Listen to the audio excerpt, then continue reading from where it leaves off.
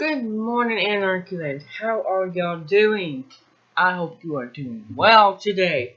Um, I'm just gonna talk real quick about the issue a lot of American people are dealing with who work for large corporations.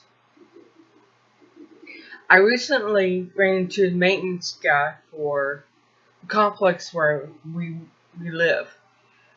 And I mentioned to him that one of the front gate is broke. Well, he let me know that they already know, because he mentioned it to him. And then he proceeded to let me know that they took $250 of relief money that was meant for him out of his account without his permission. Think about, yeah, think about that. An employer has the authority to take money out of your account. Means that, by all intents and purposes, is meant for you.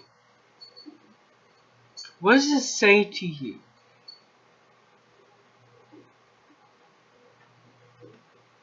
Then he proceeded to let us know that he can't quit because they'll sue him if he does.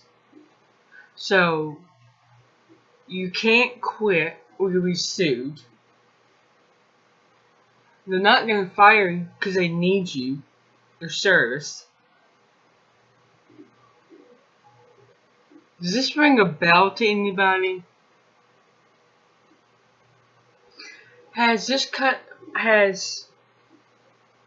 corporations, and the corporation that runs this apartment complex isn't the only one doing this. We talked about this the other day. Kroger's is doing it too. They're wanting their employees to give back the relief money.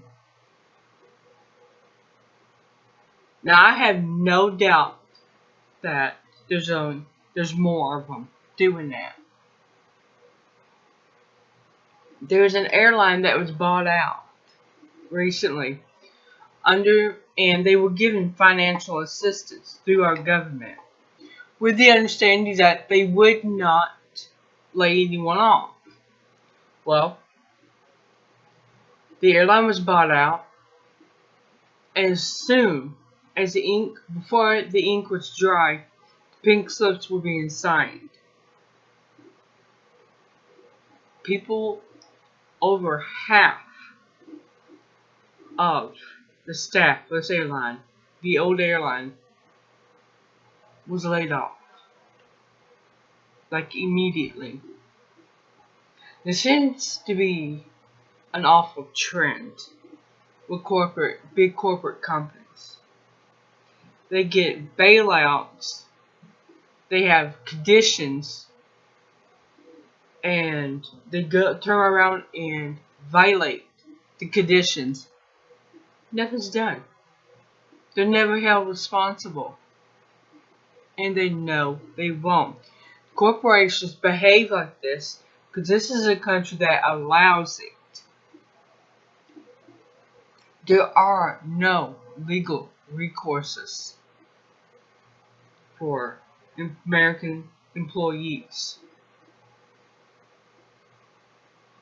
That should speak volumes about the status of our country. How far down we have really gone. And what we are willing to deal with. There are very few mom and pop places, because they've pretty much gone under. Think about it. During this pandemic, who was allowed to stay open? Walmart, Meijer, Menards, Home Depot, Lowe's, Ace Hardware. All these big box stores were allowed to stay open. The small family-owned places had to close. because they're not as big. And what really sucks is they may never reopen. They may never reopen. Unless they had a really good clientele.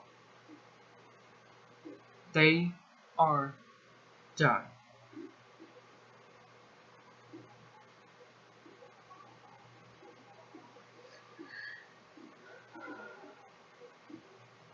I really don't know what the answer is. Other than just not. Honestly, my answer is that we do not work these bastards. Except they're the only ones hiring. They're the ones big enough to hire. And that's it. It would take a whole nation of us refusing to work for them, refusing to buy their junk in order to make any kind of headway. We're just not there. We are not there. We, as a nation, will not put petty, nonsensical issues aside.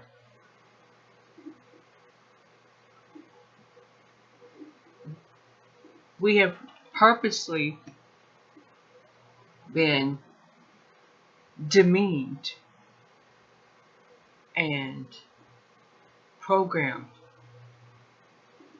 to the point that as soon as a politician says go, we go. We turn on each other. When Trump said liberate Michigan, Minnesota, New York, and Washington State, there were protests. Now he's threatening to pull the Republican convention out of North Carolina. People are protesting. They got the guns and they wouldn't protest. I'm telling you, what's going to happen down the road before November election is going to be a gun grab. And it's going to be you and me, people like us, that the guns are taken away from.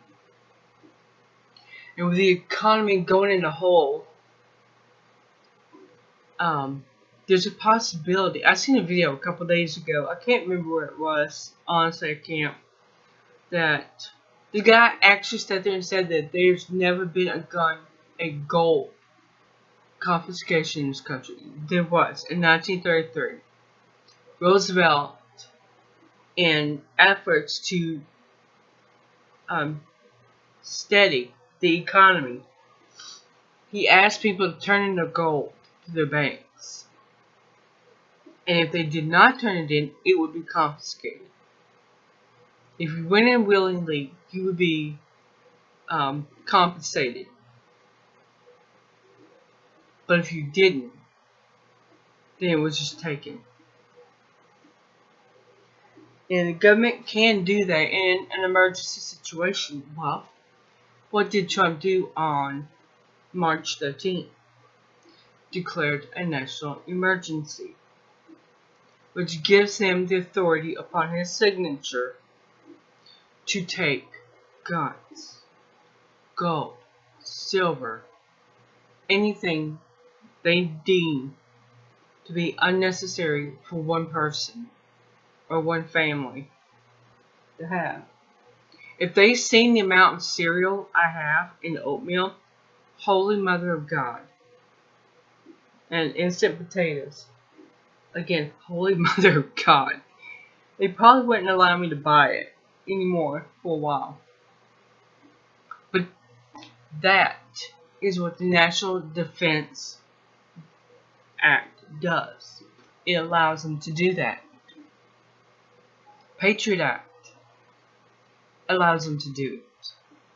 And it would list me as a dissident, a domestic terrorist, is how I would be classified. Because I'm encouraging people to think for themselves.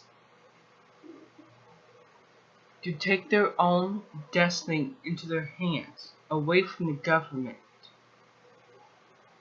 So I therefore would be considered a domestic terrorist.